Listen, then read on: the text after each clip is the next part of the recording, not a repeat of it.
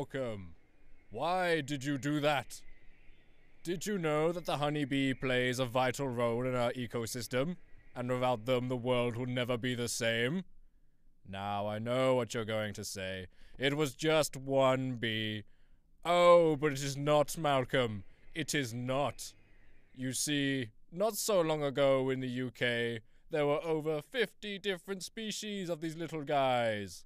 Now there's only 25 left, and apparently none of these are wild honeybees. The reason for these fuzzy yellow and black guys disappearing? Global warming. Now, global warming does get a lot of stick, but this isn't the sole reason as to why the bees are dying. Yes, the change in season means that the bees snooze for a tad longer, and only get to pollinate about 50% of what they normally would. But the real villain in this story is neonicotinoid.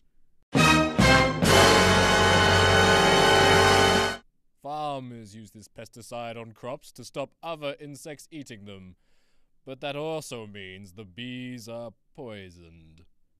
This pesticide makes the bees feel really sick. They forget how to get home, they struggle to find food sources, and it can cause viral mutations.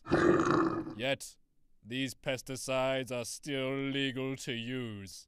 But how does this affect me, I hear you cry? Why should I care?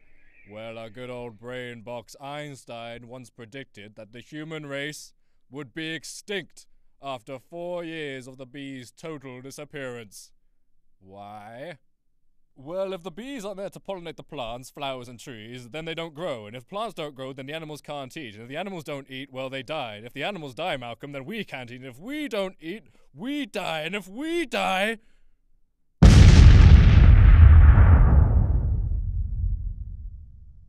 Calm down, Malcolm. Due to recent technological advancements, this will not happen. Well, for some of us, that is. We can now grow artificial crops, which I'm sure taste just as nice as the real thing. Although it has been said that a world without bees could not sustain a population of over 7 billion people, especially seeing as we're already dealing with world hunger.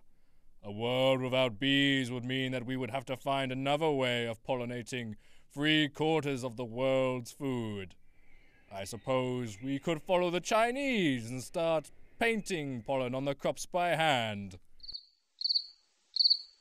Honeybees are the world-leading pollinators and are responsible for $30 billion a year in crops. So imagine the price of food if the bees die and the government have to use a non-free way of pollinating our crops. Not to mention, if they die, then the supermarkets would only have half of the fruit and vegetables they have now. You're not so sad about that fact, are you, Malcolm? Well, if the bees do go, we face a fate worse than death. We would have to ration wine. With not enough grapes to make wine, it would become less of an everyday luxury, which would become a very big problem in a country that drinks around 130,000 liters of the stuff a year. So what can you do to help, Malcolm? Well, the bees really need pollen to survive, so planting bee-friendly flowers such as these common ones would help. Malcolm, did you know that your uni is already doing this? Yes, the University of Central Lancashire has opened its doors to bees. The uni organisation Green Ladder have created a secret garden where they can grow bee-friendly flowers and crops. This will encourage the bees to come and pollinate in a safe environment.